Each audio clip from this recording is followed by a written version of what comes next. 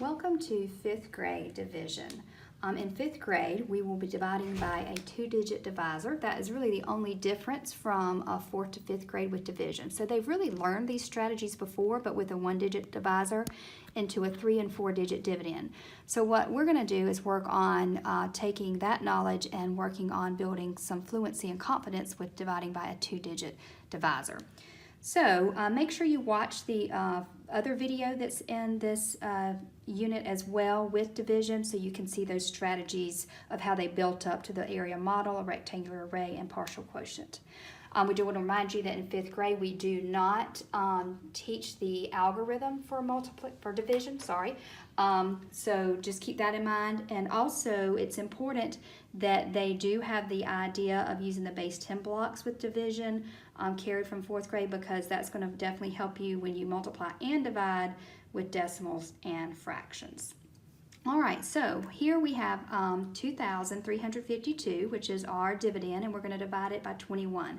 We also want to make sure that students see these division problems written as a fraction, and then also this way as well. So make sure they've seen it written those 3 different ways over time. So we're going to start off with the area model, and what we're really going to do is work on decomposing the dividend, 2,352, and the students have worked on this in 4th grade. So now once again we're just working with this, but with a larger divisor here. So we really want to think about friendly numbers of 21 with 2,352. So what I think about is, I know that 21, and that's kind of an odd number, it's not like it's 25 or 50, but if I think of 21 and start thinking of it times 100, then that's 2,100. So I could really think of this as 2,100, and then that's going to leave me with 252. So if I have 252 left here, then I can think of that I could get a set of 210 out of that, and then so that's going to leave me with 42, which I can realize that 2 of those gives me 42. So with the rectangular array area model, what we're going to do is now we're going to draw a rectangle, and I can see that I've broken it up into 3 parts here. So one way to do this is horizontal. We'll look at working it vertically in just a moment, but the other video shows both ways as well. So then I know that 2,100 plus 210 plus 42 is my dividend for 2,352, and so I want to think, how many times can I get, how many groups of 21 can I get out of 2,100, and that would be 100. How many groups of 21 can I get out of 210? That would be 10. And then how many groups of 21 can I get out of 42, which would be 2. So then I add those up, and that gives me a quotient of 112. So let's look at that with one that's not quite as friendly as well, but let's look at it, solving it vertically. So now I've got 15, and my quotient, my dividend is 6,780. So I want to think about 15 and how I could think of that friendly with that. I know that 2 15s is 30, and so, or I think of like 15 times 100 is 1,500, and I know 2 of those would give me 3,000. So I could think of this as a 3,000 with another 3,000, which gets me to 6,000. So now I'm really left with 780. So if I think of that 780, I know that 10 times 15 would give me 150. And I know that 2 of those would be 300. So then I could think of it as a 300. And so if I take away that 300, that's going to leave me with 480. I can get another 300 out of there. So I really could think of that as 600 if I wanted to. And then I've got 180, so I could think of that as 150 and then 30. So I really broke that and decomposed that in a lot of different ways. So I'm going to now take 15, and I'm going to divide it into those different quotients that I have there, dividends that I have there. So I've got 15, and one of ours was, I did 3,000. I did another 3,000. If you wanted to just do 6,000, you could, but I like breaking it up into 3,000 and 3,000 for me. 300, 300, 150, and 30. Okay, so now I've got 30. So now I'm going to go back and try to think about how many groups of 15 can I get out of each of these.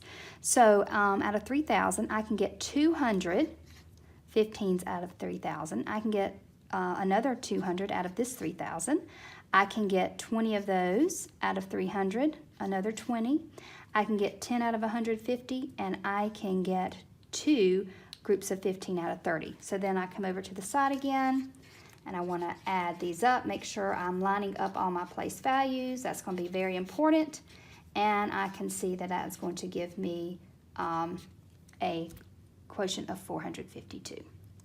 All right, so that is going to be important where your students need to work. This may not be their favorite way of doing this, but they also have to be able to look at somebody else's work and determine if it's used correctly or not. So now we're going to move on to partial quotient. Once again, this was shown in the other video with a 1-digit divisor, but we're going to look at it now with a 2-digit divisor. So a lot of times people like to come over here and kind of draw a line to kind of separate the work that you do as you're subtracting from the work where you're multiplying. So they don't have to, but they can definitely do that.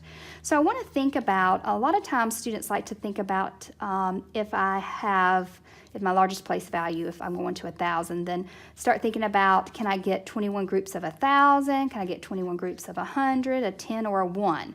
And that's a good place to kind of start, and then definitely you want to build up from that, and they can, once they get comfortable with that, they can do that differently. So I want to start off with 21, and I want to think about, can I get 21 groups of 1,000, which is 21,000? Well, I only go to the thousands place, so that's not going to work. That's going to be too large. But can I get 21 groups of 100? So 21 times 100 is 2,100. So 21, and I can do that. 21 times 100 is going to give me 2,100. So now I'm going to subtract, and that is going to leave me with 252. So I'm going to look, can I get another group of 2,100s out? And I cannot, because that would be too large. I'm only at 252, so I can't take away 2,100. So then I go to my 10s. Can I get 10 groups of that, which would be 210? If the number was over 210 and it was larger than 252, I might could get 2 groups, but that would be 420, and so that's too many. So 1 group of 10, so 21 times 10, which is going to give me 210. Subtract again, and I'm left with 42. And then I can think about, I can definitely get 1 group of 21 out of that, and then if I subtracted, I would realize that I could get 1 more group. So I can go ahead and say 21 times 2, which will give me 42. Okay, so then what I want to do is I want to go back and add up how many times I could take each one of those 21s out. And so that would be 100 plus 10 plus 2, which would give me 112. And so 112 would be my quotient. So that's partial quotient. So now let's look at that a little bit differently. We want to look at it where we can begin solving it up top. Some of the 6th grade teachers would like for you to eventually get the numbers up here, because that's really going to help them as they move to the traditional algorithm in 6th grade. But remember, that is not ours to own. We're going to let 6th grade teachers have that. This saves us time if we work here. They already have this down, so it's really just carrying over what they've learned from 4th grade. So don't stress about that. Let 6th grade handle that. That's their responsibility. So once again, I've written down my thousands because my largest place value is 1,000, 1,000, 100, 10, 1, and I kind of want to work from there. So I thought about how many groups of 15 can I get out of 6,785? Can I get 1,000 of them? That's 15,000. That's too large. So I went to my hundreds, and I realized that that's 1,500, and 2 of those together is 300. So I really thought about, I can do 200 of that. Of those 15s, which gives me 3,000. Subtract, and I have 3,785. I realized that I could get another set of that out, so I did another set of 200. So eventually we would have liked students to go ahead and realize that could have been 400, and you subtract 6,000 instead of having to do 3,000 twice. Now I'm left with 785, so I start thinking about, I can't take another 100 out, so I go to my 10s. And so I realized that I can take a couple of those out, that I can do 4 of those, which will give me 40 groups of those, which will give me 600, which is 185.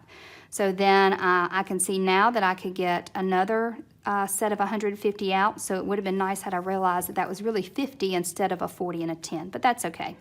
And then I'm left with 35, and I know that 15 times 2 is 30, and now I'm left with 5, but remember, when we're dealing with remainders, I can't get another set of 15 out of that, so that is going to be my remainder. So then I take all these and I add it all up, and my quotient will be 452, remainder 5.